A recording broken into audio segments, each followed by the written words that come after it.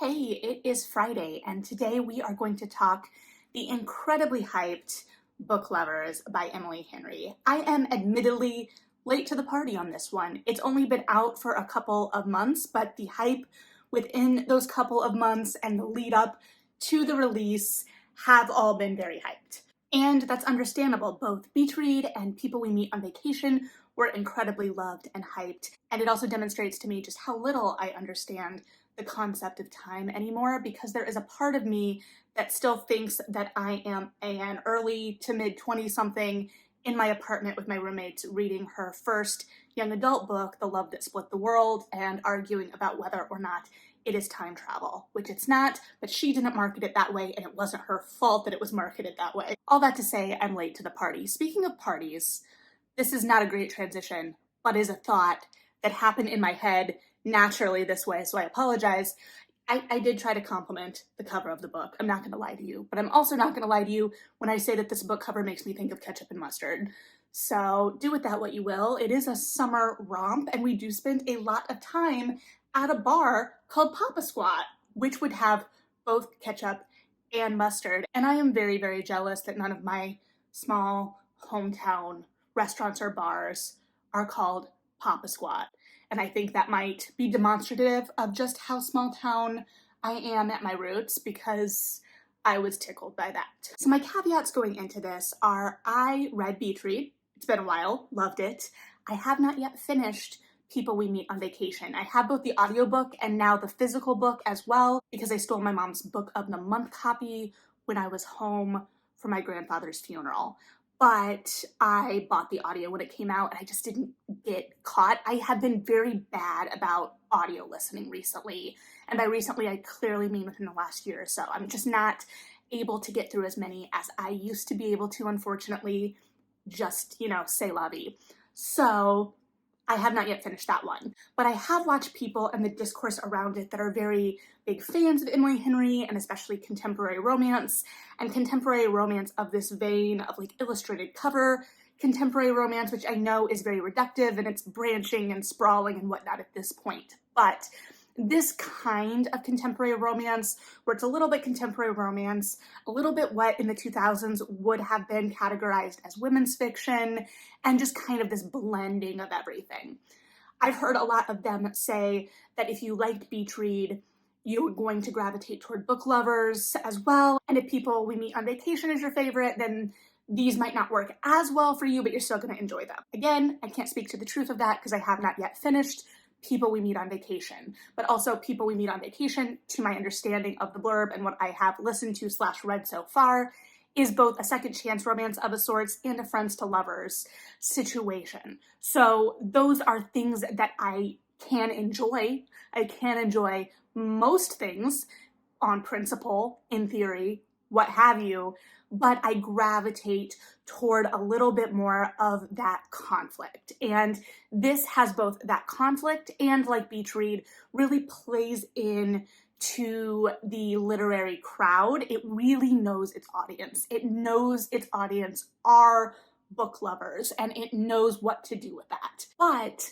going into something like this, that's this hyped, I've been seeing a lot of, especially TikToks about this book, a lot of excitement, but I was worried that that excitement in some ways would impact my reading of the book and my own excitement, that it would build up these expectations.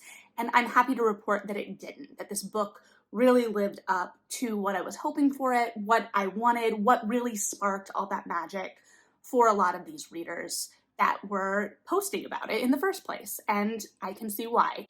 So, like I said briefly earlier, this book knows its audience, and it starts out kind of playing into this trope and this idea of a reversal of a trope of sorts. And I love how it does this. So it is looking at the woman who gets left behind in a city, that career woman who is always nameless and back in town when a love interest is in a small town, finding the love of his life and discovering himself. That very Hallmark movie kind of thing. I was thinking about it while reading, and I was like, I clearly know this trope. This trope is embedded in me somehow, but I also realized that I mostly am aware or have watched and consumed media where it is the woman that goes back, I'm really thinking about Sweet Home Alabama. I'm mostly thinking about Sweet Home Alabama. But I also don't watch a whole lot of Hallmark movies. Blasphemy, I know. And I feel like that is where a lot of this comes from, and also small town romances. I don't really consume small town romances. And at its heart, this is an exploration of a small town romance, and it is a reversal of a small town romance in many ways. And I love what it does with that. As someone intimately familiar with small towns and with a complicated relationship with small towns, I very much connected with Charlie on that front, and I will maybe briefly talk about that. But there is an intimacy to this because it knows its audience so well. And so we have this very strong woman, and Nora sets us out at the beginning as this trope. She's like, I know where I fall in the story structure because I am a book person. So I can tell you exactly who I am by narrative standards.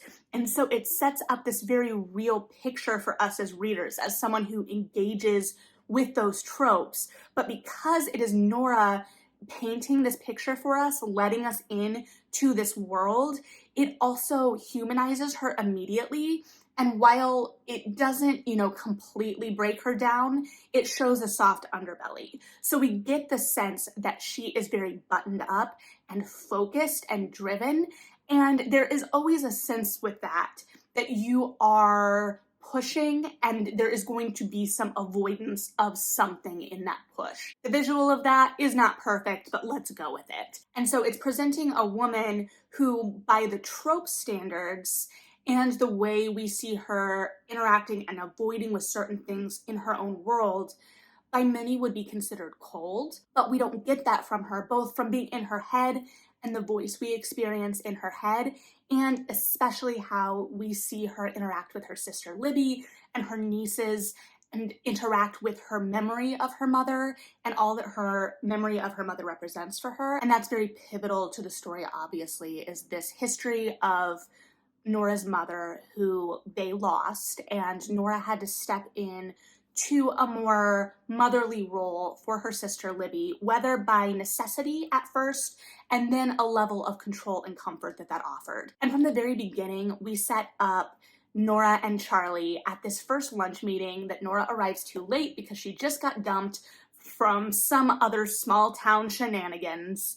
Yet again, it's a pattern. And for someone who holds herself aloof and distant in the dating space for fear of getting hurt, which, no comment, she's been dumped a lot by guys she doesn't care about that have found the love of their life in a small town situation. I am in awe of that for sure. And it is funny. It's a good little bit. But she arrives late to this lunch. And as someone who hates being late, I can feel that, that sense that puts you at the disadvantage right away, especially for a business lunch. And a business lunch with someone like Charlie, spoiler alert, she's meeting Charlie, who is an editor who has a reputation. And so you want to have the power, a little bit more power in that situation. And obviously, she is going in to go to bat for her authors as well. But the narrative immediately sets Charlie and Nora at odds, and they butt heads. And it's also very evident immediately how similar they are in many ways, and how that is what makes them butt heads. And so there is an antagonism there and a spark, but it's not necessarily true enemies to lovers, which is fine. I know I talk a lot about how I'm drawn to enemies type lovers situations, and I think while this is not a perfect example of that trope in its purest form, right? I think it gets at the heart of what makes those so appealing to me personally, because there is this idea that even when Charlie and Nora don't think they like each other, they still admire each other, they still respect each other, and there is still this matching of wits. In their interactions with each other, they're given a space to be their brightest, sharpest selves, and sharpest in every definition of the word. And we get this sense that they can be a little bit freer with their barbs and their banter than they can be with others. And so even before, that click happens before they've even really admitted an attraction. And it doesn't necessarily even have to come to fruition as an attraction necessarily, but I think here, yes, obviously. There's this idea that this person brings out the best in you, and you can be both your best and also slightly messiest self. And so I think there is a level of comfort that is evidenced from the beginning, whether they realize it or not. There is a level of comfort in being able to be that open in your banter. And sure, some of it may be initially this idea that I don't care what they think of me, but I think that there is a lot more under the surface, and I think that this book builds this out so well. And so I think that Charlie and Nora are driving a narrative with a really strong cast of characters, but obviously at its heart, this really is Nora's story. We are in her head, we're seeing things from her point of view, and it's her internal stasis that is changing the most. We are obviously seeing a lot of similar changes and struggles mirrored in Charlie's journey, but I would personally argue that Nora's is the most central. And I think the way the narrative uses the tropes and references that are kind of winks to the reader to emphasize all of this. Everything that just puzzles together so well, so it all complements and supports the journey rather than feeling pandering. I feel like I have a love-hate relationship about books for readers or books about books, or things that kind of play into the love of reading and the love of the literary life. All of it, if done poorly, doesn't connect to the larger heart of the piece, and then it feels like we are, as readers, are just almost being exploited in a way, or that there is a missed opportunity. Exploited feels a little harsh. But I think that here it all really works. We get our literary references through books, authors, things that are throwaway but also reveal so much. Like this idea that Charlie's trajectory as a reader was changed fundamentally by an Octavia Butler novel, or knowing that Nora read an entire Alyssa Cole novel on her phone in front of her fridge because she just got so engrossed in it. There are moments that, if you are a reader and are familiar with those authors, tell you a lot, but also don't rob you of anything if you aren't. And neither does it feel like any of those moments are Emily Henry like elbowing us harshly in the side, like, get it? Get it? Did you see what I did there? And then all of those little details are really there supporting the bones of the piece, the structure, which is the plot of editing and this idea of creation and the joy that both Nora and Charlie find in excavating a story, helping a story become its best and its brightest. And I think that this shows who they are as people as well in a lot of ways. We see Nora really thriving on helping others succeed. For as much as we're told that Nora has a reputation as the shark, we see her really supporting other people and being passionate and uncompromising in her support of others. And I love that these were the roles, because I think that we're looking at people, at two characters who are on the cusp of a lot of change as well. And so I think that there's something very poetic there. And it doesn't feel like we're being hit over the head with that poetry. It is all very active within the action. The action is serving the story and the growth, but it is also a highlight to the story and the growth. So I think it is all done really well, and it builds out this really lush world. And part of the world is this small town that all of our characters end up in, even though they are all starting or from New York in some way, in theory. Well, not the people native to the small town, other than Charlie. You know. So the concept is, when we meet Charlie and Nora at this first lunch, Nora is pitching Charlie this book. And it is the newest book from one of her oldest client, who has had very successful pieces, but they just haven't been selling well. And so the publisher has dropped this author, and Nora is trying to find a new publishing home for this new book. And Charlie doesn't like the book. He says he wants something more like this author's previous work. Bring him something like that. But most of all, he hates the setting, which is a small town called Sunshine Falls. So we, of course, jump ahead in time a little bit, and we find Nora and Libby vacationing to Sunshine Falls for an extended vacation. And this vacation is going to kind of help recalibrate their friendship and relationship as sisters, Nora hopes, because she feels like Libby is keeping something from her. And one of the reasons Libby wanted to go to this town so badly is that it is the town in Dusty, Nora's client's book, which is going to become a movie, and of course, after it found its new publishing home, became a smashing success. So Libby has this whole grand plan for what their small town vacation is going to be and what this world looks like as a native New Yorker. And almost immediately, within her time in this small town, Nora runs into Charlie, who, come to find out, balked so strongly at the setting of Dusty's book because he was from that town and he said it was nothing like that. And he has spent a lot of his life trying to escape. And so I loved the way it looked at small town here because it played into a lot of the tropes of the small town romance while also reversing our expectation of the small town romance in many ways. I love that it allowed Nora the space to find herself and really pushed her out of her comfort zone and made her face a lot of change and newness, but it also never judged her or punished her for who she was. She was not a hotshot from the city who finds herself and realizes she's meant for a slow life in the country, and that's what she's been meant for all along.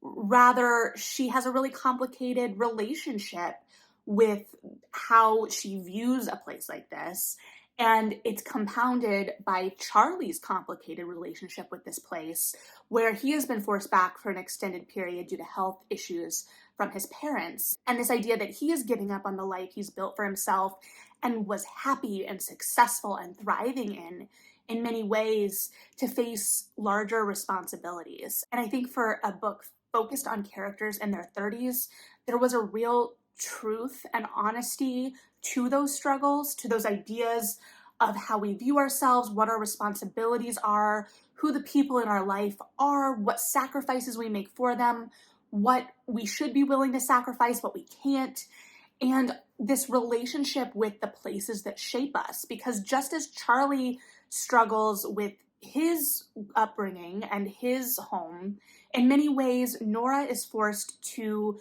look at her home through a new lens as well, because she has romanticized her history with her mother growing up in New York City, and they were never well off. Her mother was always a struggling actress. They were always kind of struggling, but the way Nora describes it, it always feels a little bit like a Nora Ephron film, which purpose and referenced and directly called out without, again, being too hitting you over the head. And Libby has a much different recollection of that. And that is part of what Nora has to face, is this idea of how she's framed her whole life. But in that reframing and that exploration, we also never punish Nora for craving her fast-paced life in the city, craving the excitement and the joy and the puzzle of editing a novel. And so there is a real balance there. And I think, like I said, it plays into the tropes of the small town romance and also subverts them. And it is very intentional about where it does that, and also very smart. And as someone who, like I said, grew up in a small town, though we did not have a bookstore, on one hand, they get it right because they don't even have a Burger King. On the other hand, they get it kind of right because they do acknowledge that the bookstore is not doing well, but we don't even have a bookstore. But it really does take a look at how complicated your relationship with a place can be, and it takes a look at it on both sides. But personally, I really connected with Charlie, who, you know, is struggling with the fact that he loves his family, and on some level he loves this place, but also in a place like that, it can be hard to escape who you were, and your identity is set so early often, and memories are so long that it can be hard to kind of exist in that space. It can feel suffocating at times, even if people are very well intentioned and even when they're not. And so it had the right kind of balance of small town charm with some of the more emotional realities of it. And I loved watching Nora struggle to remain in control of situations within this setting that puts her at a disadvantage in many ways. And I loved watching her open up amidst all of that. You have Chekhov's tears in many ways in this novel because we're told by Nora that it has been a long time since she's cried, and it's like, we know what's coming. We know what's coming. And especially with a woman who fights to have control over her life and also positions herself to avoid that lack of control. Like I talked about the banter being this indicator of a matching of wits, this idea of where someone feels comfortable and where we see them open up the ugly parts of themselves and let loose and let go of that pain is also very powerful. And I think we can all guess, what shoulder Nora eventually, maybe, I don't know, cries on. And I say seeing your ugly bits, but I mean that vulnerability, I think. Not the ugly bits, but the bits to Nora that would feel like the places the knife can slip in and the places that feel dangerous. She's been protected by her exterior for a long time. And then we also get, through Dusty's new manuscript, her grappling with how she thinks the world sees her in comparison to how she sees herself and what all of that means. She starts to let down those walls, and it's just really well done. And I think it's all very subtle because as much as I'm like sitting here digging into this, it's also at its core charming and witty and sexy. It is a fun read. There is a reason people are picking this up and taking it to the beach. I was really struggling with finding something to read this week. There's always something to read, but I had picked up a lot of books and put them down after 30, 50 pages and said, I'm just not feeling this at this moment. And this I devoured. And honestly, where else are you going to get characters committing to a long running joke about Bigfoot erotica? So, if you're intrigued by nothing else, there you go. I should have just started with that, really. That should have been the whole video right there. So if you've read this, and let's be honest, you probably have, because as established, I'm late to the party, I would love to hear your thoughts on this. But either way, thanks for hanging out. Read something good. Like and subscribe if you feel like it, I guess. I don't know. And yeah, bye.